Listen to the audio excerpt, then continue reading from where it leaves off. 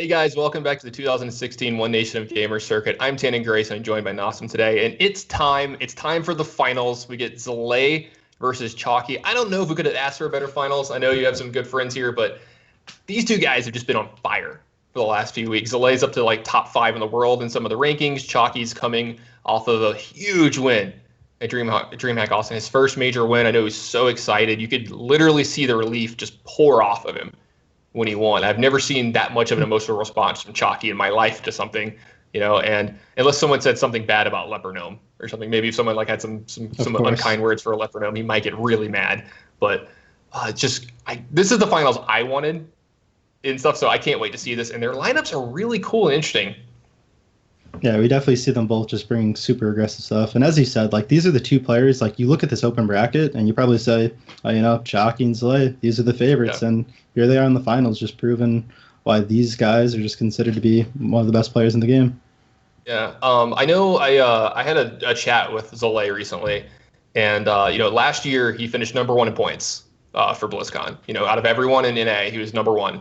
And that was like a big deal to him, it was a big accomplishment for him. It's a big accomplishment for anyone, but it's a nice thing to have in your resume. Lately, he hasn't been hitting the tournament scene like he did last year. He wasn't playing in everything. Earlier this year, he took some time off, started streaming a bunch, and he grew his stream to be really big. But he talked to me about this, and he's like, that kind of mattered to me that I was #1 in points last year, and I kind of want to go for something like that again. And you've seen him hit this open series so hard lately. And he's been like crushing in ONOG, crushing in some of the other opens. Like I think it's like once a week I see some Twitter thing from him. I want another open. Here are my decks. Yeah. And you gotta understand these guys. Like they want to know what kind of legacy they're gonna leave behind. And if anybody doesn't know about Zalay personally, he's always been big into gaming and always wanted to be the best. And Chalky's no different. This is the kind of guy that like puts in all the time and all the effort. So I love seeing guys like this make the finals events because they've really earned it with all the time and effort they've put in. Yeah. I just said, Zalay, like, you see a lot of the pros just just streaming and not really grinding at these opens. And Zalay decided this is something he wants to do, and he's just been dominating these opens. It's been crazy. Just been winning open after open. And Chalky, right off the win, just refusing to lose as he does.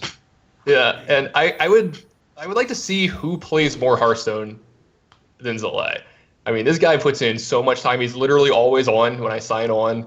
I know he's like, what was the thing? Gym Tan Laundry. He's like Gym Hearthstone. Maybe some food in there somewhere and stuff. And like, so he really puts in a ton of time. I know Chalky does as well. Not a big streamer, but the kind of guy you can tell just really puts in the time. I think we made the joke about it earlier about how he just plays perfect. And you always see it's like you were talking about with the Rat last round. You see him make these plays that you didn't consider right away. It's not even a play that really got into your mind. And then when you see him make the play, you're like, oh, man, that was really smart. That was a really good play. Yeah.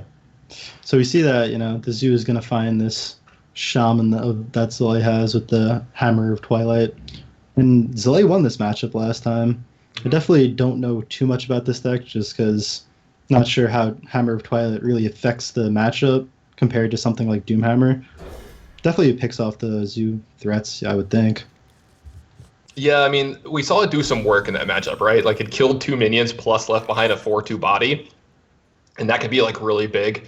He also has Totem Golem in his opening hand, another card that's really hard for Zoo to deal with if they don't have something like Soulfire right away.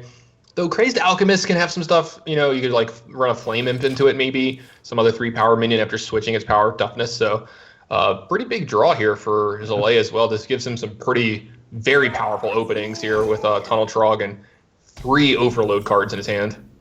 Yeah, that's the thing about Zoo, though. Like, right now, if you miss your one drop, it puts you in such a weak position. And Zalay just picking that off the top, giving a big grin, knowing that he's going to the Totem Golem turn. Mm-hmm. I'm curious if Chalky is just going to use this Crazed Alchemist to hopefully just trade with his Tunnel Shock next turn. I think it's kind of wishful thinking, but it's a play that you kind of have to make, right? Like, what else are you doing? Like, all your other, like, are you going to make 2 1/1s? That seems terrible. I mean, not terrible. This seems kind of weak, but he's going to go ahead and do it. I guess this gives you like power overwhelming abusive sergeant outs, right?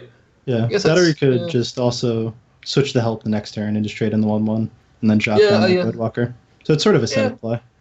Yeah, this is fine actually. The more I think about it, I was just say it feels kind of weak, but I mean, is Zalay going to like sniff this out? Is this going to be one of the things where you just kind of like, oh well, move in, play play Spectral Wolves here, make 2 Spectral Wolves a taunt. I mean, it does really screw up your next turn, but Yeah.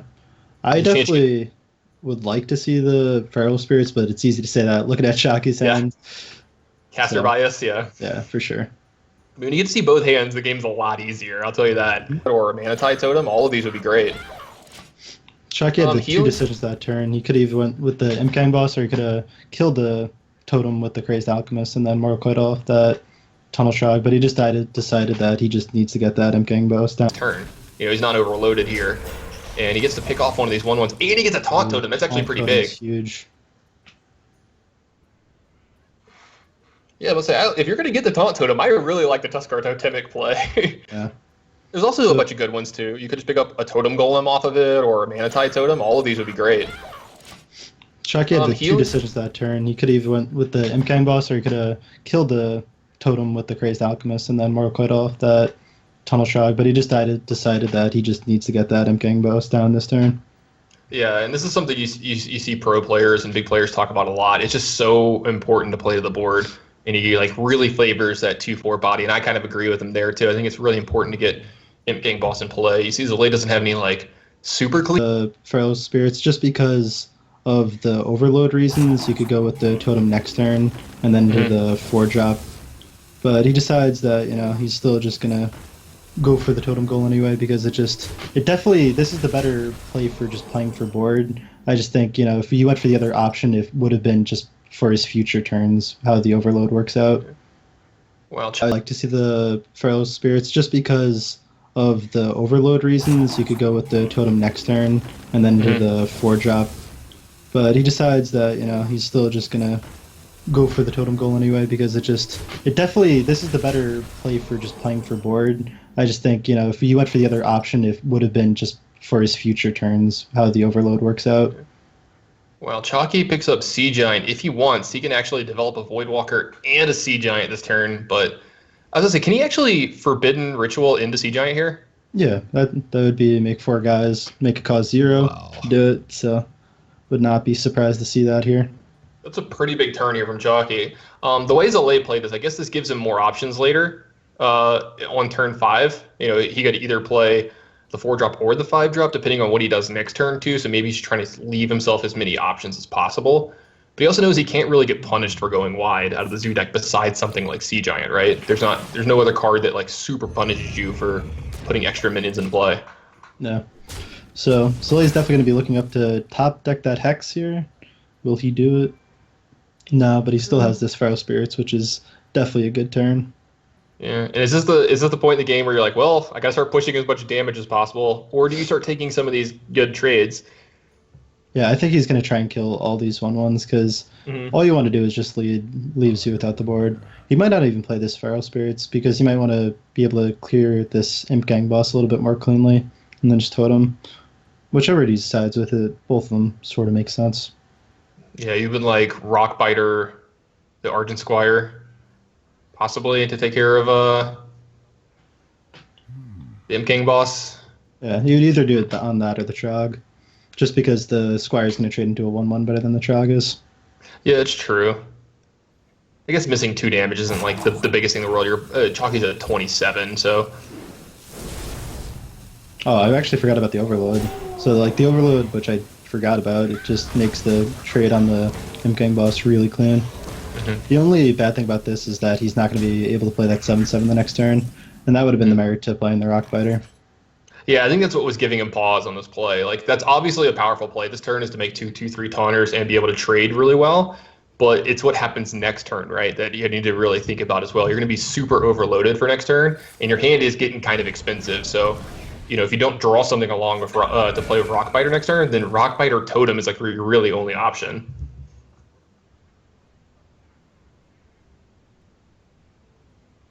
Gurmok and Chalky's hand might be hard to get that off this game. Yeah, I don't know if these 1/1s are sticking around for too long. Yeah, Zalay knows there's stuff like Gurmok and stuff in his deck, so he's going to want to play, take these trades whenever he can on stuff like that. But Zalay really does not have much of a play this turn. He's going to have to top deck something, and that's pretty good. That's actually not bad. He doesn't have to use the Rockbiter this turn if he doesn't want to. Though it does give him some trades that are like not terrible, right? He could take care of the Sea Giant. He could. Yeah, I think Better he's than gonna. being. Yeah, go ahead. I think he's gonna go ahead and just clean up the non-big minions, just to try and just lessen the zoo pressure. Because one of these minions is gonna have to attack into the taunt, so that's gonna soak a lot of damage, and then he's gonna be able to use the rock biter on something else to clean up one of those threats next turn, and then develop the 7/7. Yeah, his councilman's gonna start getting out of hands here too. So he's got two big threats that he has to deal with as well, but he has to get through the Voidwalker first. So difficult turn here for Zalay.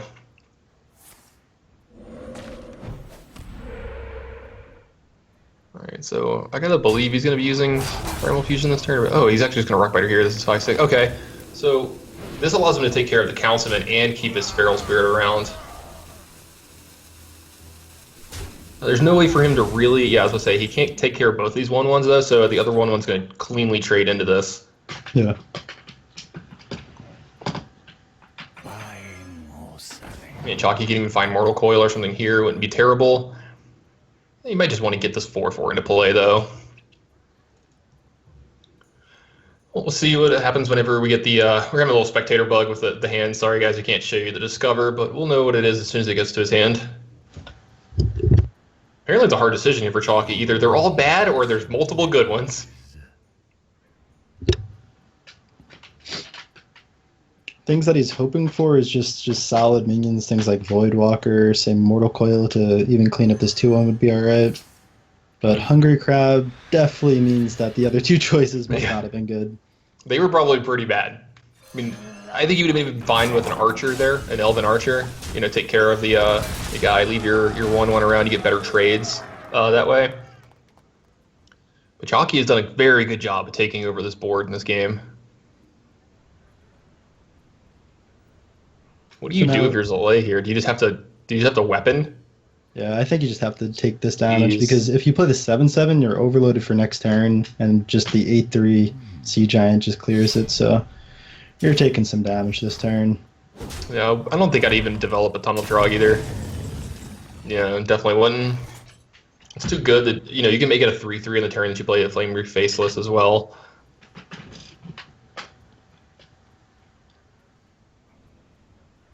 So that Darkshire Councilman's definitely going to come down, and Zalay has no immediate answer to it with his hands, so it's definitely going to start to put on a lot of pressure.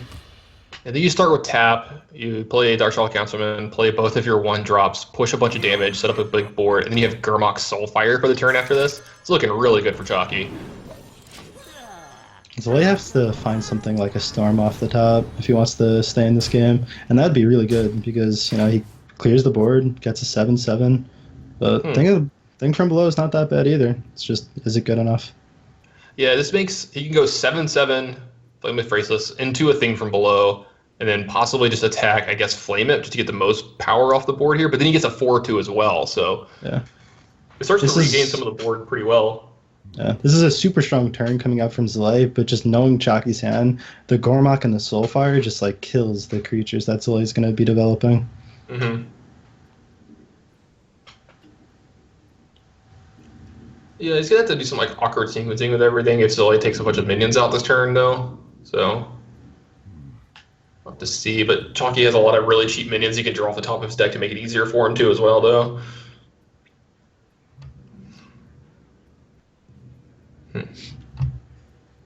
What's Zalay thinking about? Is there any other play than Flame Reef Faceless and Thing from Below here? He might just be taking time to just think about future turns, because I think that was like just about the only play. It's just, why not take the time you're given, plan out the future. No, you're right. Yeah, the life coach strategy. All right, so if you Gurmok into the Thing from Below, run the 1/2 in, you have 4, 5, 6, 7, 8, 12. You can't use the Defender of Argus, so you only have 12, so you would be a little short. What could win here? Power Overwhelming wins off the top, right? Yeah. I think, yeah. And you're at 20, and you can do some. You can trade into the 4/2 here, so I don't think you're worried about dying next turn if you kill the 5/5 and the 4/2. I think I would start by tapping, but maybe the Defender of Argus into Gurmok's just too strong. I haven't even thought about this yet. So, yeah, if you Defender between the 2/2/2s, okay. And then Gormok, and Yeah. I think he's just going to push the face. I don't think it's likely to see a trade here.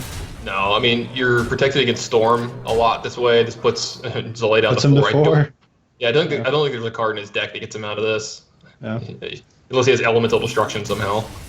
But even that, just the Soulfire is just ready there to clean up the game. Yeah, Saki takes a 1-0 lead here. I think that's Zolay's first loss of the day too. I'm pretty sure he 3-0'd his first round if I remember correctly today, and we even saw him win some matchups that were kind of rough. Like you said, you like the Zoo side Yeah. of that matchup, and I gotta say I'm a little impressed by Twilight Hammer. I've never actually played with the card, and I saw him talking about it the other day when I was over at his house, and he was like talking about the card, and I thought he was just kind of joking. I didn't know. I mean, I didn't know he was kind of serious. I mean, I knew that the pirate